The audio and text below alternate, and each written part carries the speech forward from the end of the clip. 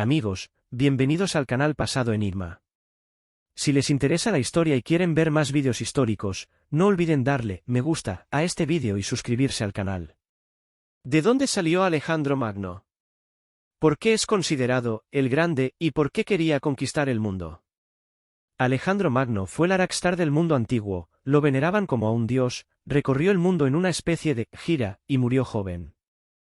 Sus conquistas inspiraron a personas de distintas épocas, desde Julio César hasta Napoleón. Pero, mientras de estos dos personajes todos saben algo, parece que Alejandro surgió de la nada y desapareció en el olvido. Vamos a descubrir de dónde vino, por qué es considerado tan grande y cuál era el verdadero propósito de sus conquistas.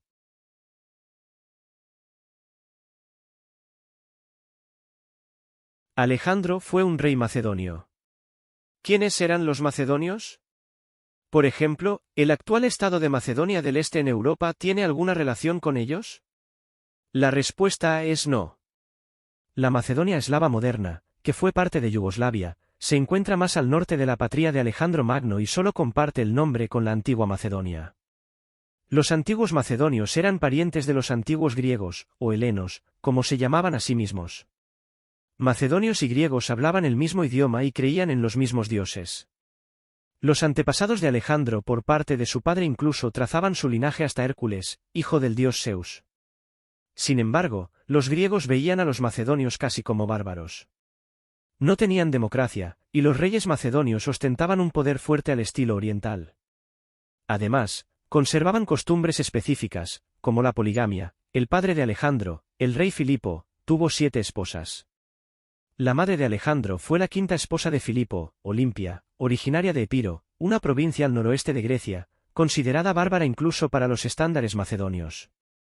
El origen de Olimpia era motivo para que Alejandro fuera visto como un mestizo.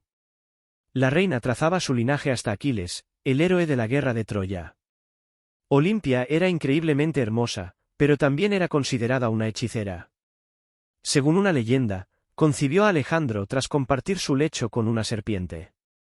La relación entre Filipo y Olimpia pronto se convirtió en odio mutuo.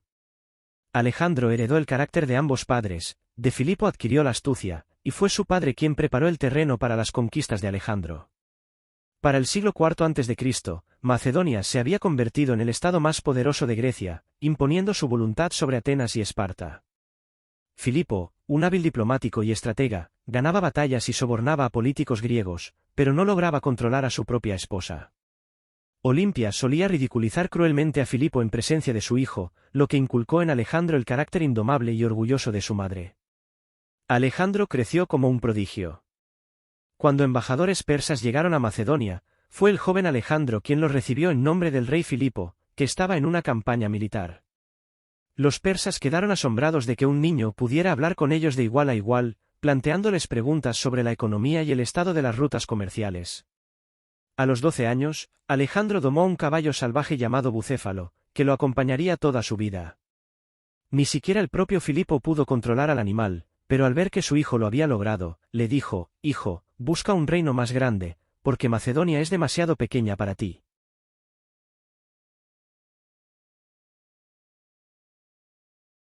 La idea de conquistar el mundo no surgió de repente en Alejandro, se la inculcaron desde su infancia. Su maestro fue el célebre filósofo Aristóteles, quien llegó a Macedonia por invitación de Filipo. Fue él quien inspiró en Alejandro la idea de la grandeza de la cultura griega, y ahora la misión de Alejandro como gobernante era difundir esta cultura lo más lejos posible. ¿Por qué Alejandro Magno es considerado grande y cómo logró sus fantásticas conquistas? Alejandro se encontró en el lugar y el momento adecuados.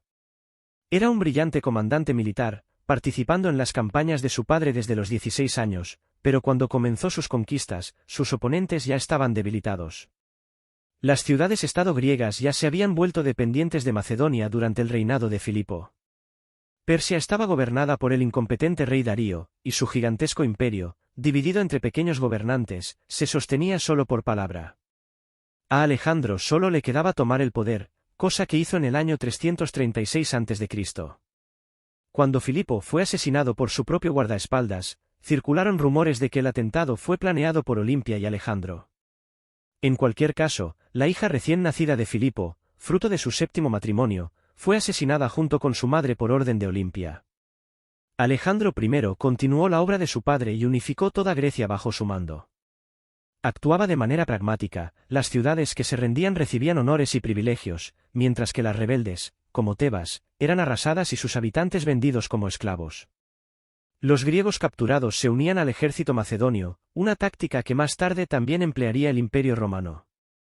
Alejandro lanzó una brillante campaña de relaciones públicas entre los griegos, preparando el terreno para su futura campaña contra los persas. Se declaró descendiente directo de Aquiles y patrocinó a oradores callejeros para que pronunciaran discursos elogiosos en su honor por todo el país. En estos discursos se afirmaba que Alejandro era el nuevo Aquiles, además de ser su descendiente por parte de madre, por lo que los griegos debían seguirlo hacia Oriente, como en su día siguieron a Aquiles. La propaganda no convenció a todos, el filósofo cínico Diógenes, por ejemplo, lo rechazó de forma directa. Cuando Alejandro visitó Corinto, le dijo a Diógenes: «Pide lo que quieras». El filósofo respondió: «No me tapes el sol». Alejandro quedó impresionado por su audacia, pero, en general, su campaña publicitaria fue un éxito. Una vez que Alejandro comenzó su expedición contra los persas, ya no hubo forma de detenerlo. Las antiguas ciudades caían una tras otra en sus manos. Hasta hace poco, la guerra entre pequeñas polis era el mayor acontecimiento para el mundo griego. Ahora, gracias a Alejandro, Macedonia controlaba vastos territorios de Asia Menor, el Medio Oriente y Egipto. ¿Cuál fue el secreto de su éxito? Primero, las falanges macedonias, una innovación introducida en el ejército por Filipo. Esta formación convertía a la infantería en un enorme erizo, con lanzas de 6 metros en lugar de espinas, lo que hacía casi imposible romper su línea. Los persas lo comprobaron en las batallas del Gránico y Gaugamela, dos de las mayores victorias de Alejandro. En segundo lugar, Alejandro logró transmitir a sus soldados el espíritu de un startup. Macedonia era como una empresa joven y en rápido crecimiento que cambiaba las reglas del juego. Llamaba a su caballería etairoi, que significa compañeros, y, gracias a su memoria prodigiosa, recordaba casi todos sus soldados por su nombre y los reconocía por su rostro. No es de extrañar que lo siguieran hasta la India y las montañas del Hindu Kush, donde tomó por esposa a la hermosa Roxana, una princesa bárbara.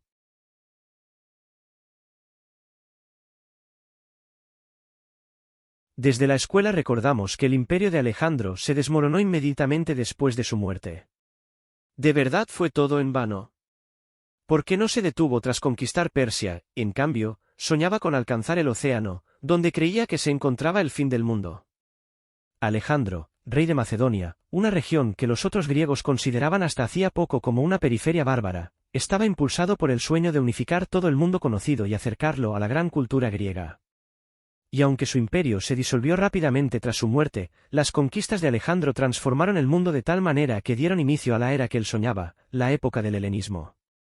Esta fue una etapa en la que la cultura griega se mezcló con la cultura oriental y se expandió por todo el Mediterráneo y más allá.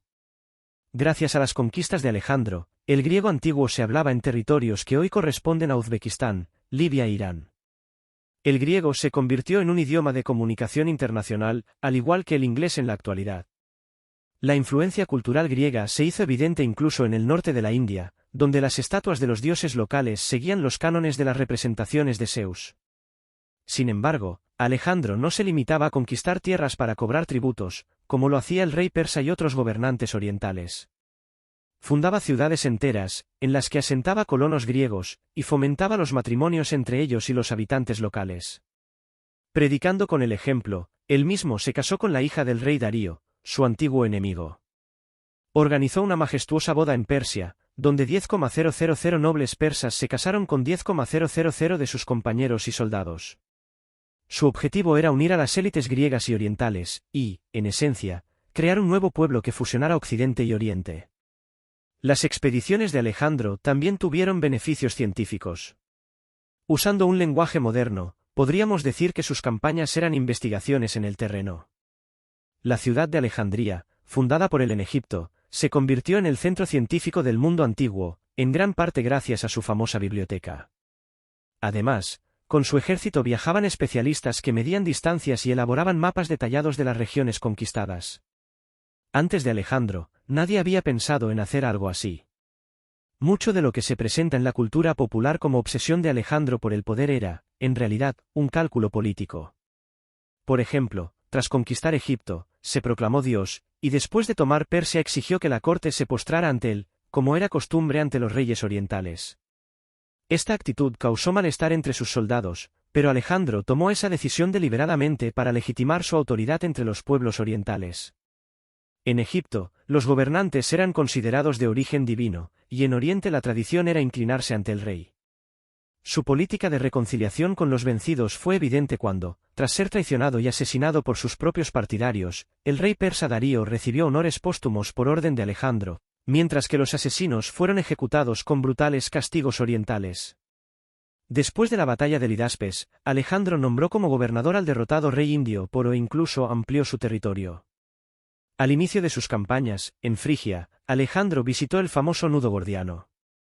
Según la leyenda, quien lograra desatarlo gobernaría toda Asia. Alejandro simplemente lo cortó con su espada, un episodio que a menudo se usa como metáfora para describir que su poder en Asia se basó únicamente en la fuerza. Sin embargo, esa es solo una parte de la verdad. Alejandro era también un hábil diplomático y político, obsesionado con la idea de helenizar el mundo, y lo consiguió.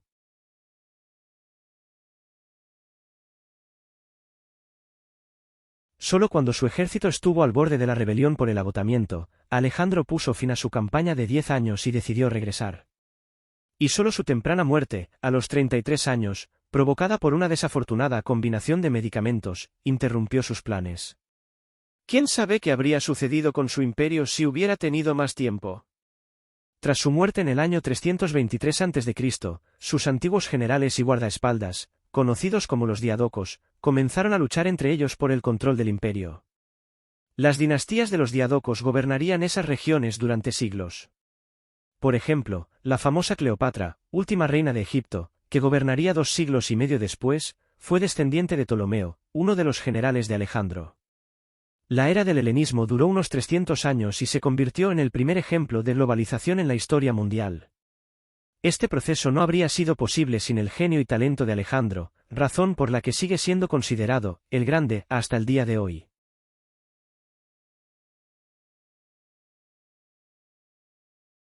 Solo podemos imaginar cómo sería el mundo si Alejandro hubiera continuado con su misión. Si desean ver vídeos sobre otros personajes históricos famosos, escriban en los comentarios sobre quién les gustaría saber más. No olviden contarlo a sus amigos, dejar un like y suscribirse al canal. Hasta la próxima.